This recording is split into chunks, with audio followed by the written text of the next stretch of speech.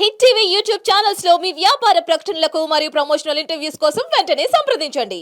ఈ మధ్య కాలంలో అమెరికాలో వెలుగు చూస్తున్న తెలుగు వారికి సంబంధించిన వార్తలు హాట్ టాపిక్ గా మారుతున్నాయి.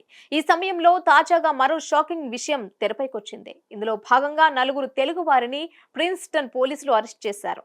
ఇది మానవ అక్రమ రవాణాకు సంబంధించిన ఇష్యూ కావడం గమనార్హం. అవును, అమెరికాలోని టెక్సాస్ లో మానవ అక్రమ రవాణా కేసులో నలుగురు తెలుగు వారు అరెస్ట్ అయ్యారు. ఈ సందర్భంగా నిందితుల వివరాలను పోలీసులు వెల్లడించారు. ఇప్పుడు అటు యుఎస్ లోని తెలుగు కమ్యూనిటీలో హాట్ టాపిక్ గా మారుతోంది.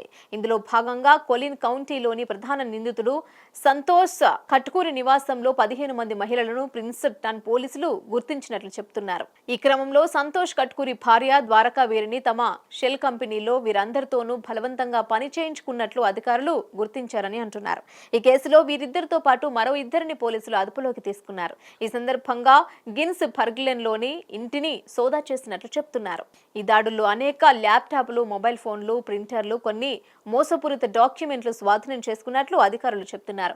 ప్రిన్స్టన్, మెలిస్సా, మెకిన్నే నగరాల్లో వీరితో బలవంతంగా పని చేయించుకుంటున్నారని అంటున్నారు. ఈ సందర్భంగా పట్టుబడిన ఆ నలుగురికి మానవ అక్రమ రవాణాకు పాల్పడిన కేసులు అరెస్టు వారెంట్లు జారీ చేసినట్లు తెలిపారు.